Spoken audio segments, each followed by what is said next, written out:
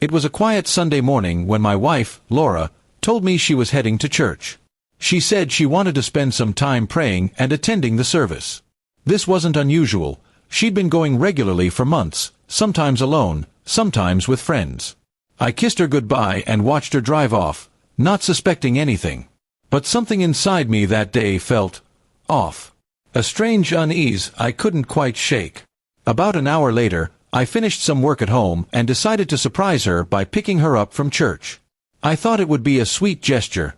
Maybe we could go for breakfast afterward. I grabbed my keys and drove toward the church she usually attended. The streets were quiet, and when I arrived, I parked right outside. I expected to see her car in the lot, but I didn't. I thought maybe she parked further away. So I decided to text her, "Hey, I'm outside waiting." A few seconds later, I saw the 3 little dots showing she was typing. Then, nothing. They disappeared. A minute later, they came back. Then gone again. Finally, she replied with a short, "What? You're here." I replied instantly, "Yeah, figured I'd surprise you." This time, the dots didn't appear. The silence felt heavy.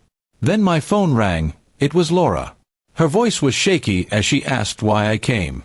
I told her I just wanted to see her and take her out afterward. She hesitated for a long moment before saying, "I'm not at church right now." That sentence hit me like a punch.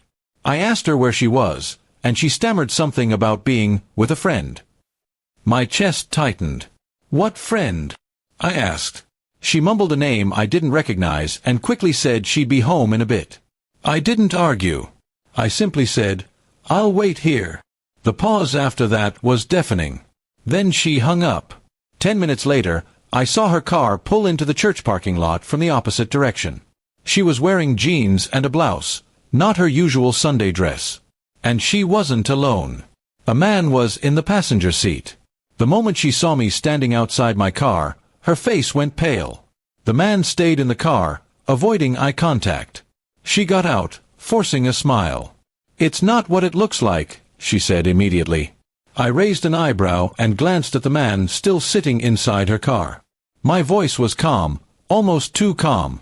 "Then explain it to me." She opened her mouth, closed it again, then sighed.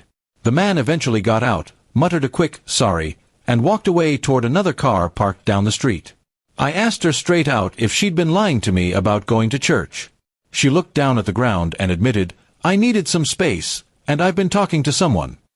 The words, "talking to someone," sounded like a pathetic cover. I told her she had one chance to be honest. She whispered, "It's more than talking." My heart sank, but my voice stayed steady. I told her I'd already suspected something for weeks. The late-night phone calls, the sudden excuses, the distant attitude. I just needed proof. Today, I got it. Her hands trembled, and she kept saying she was sorry, that it just happened. But I wasn't buying the accidental narrative. I told her to go home alone. She begged me to talk, to hear her side, but I was done listening. I needed time to think without her manipulations. I drove away, leaving her standing in the parking lot. My phone kept buzzing with her calls, but I ignored them. When I finally got home, I sat in silence for a long time. Anger, hurt, and disbelief tangled in my mind. I knew I had to make a choice, confront this head-on or walk away entirely. That night, I told her to stay at her sister's place. I needed distance. The next day, I went through our phone records and saw multiple calls and texts to the same unknown number. Some were late at night, some during work hours. That was all the confirmation I needed. I confronted her with the evidence, and she finally admitted she'd been seeing him for 2 months. Her excuse: she felt unappreciated and lonely. I told her if she felt that way, she could have talked to me, not betrayed me. Trust, once broken, is hard to rebuild. I wasn't sure I even wanted to try. By the end of the week, I'd packed some of my things and told her I was staying with a friend. I didn't know what the future held, but I knew one thing: the woman who stood in that parking lot, frozen when she saw me, wasn't the same person I married. And I wasn't sure she ever would be again. Even now, when I think about that day, I can still picture the moment she froze after my text. It was the instant she realized her lies had caught up with her.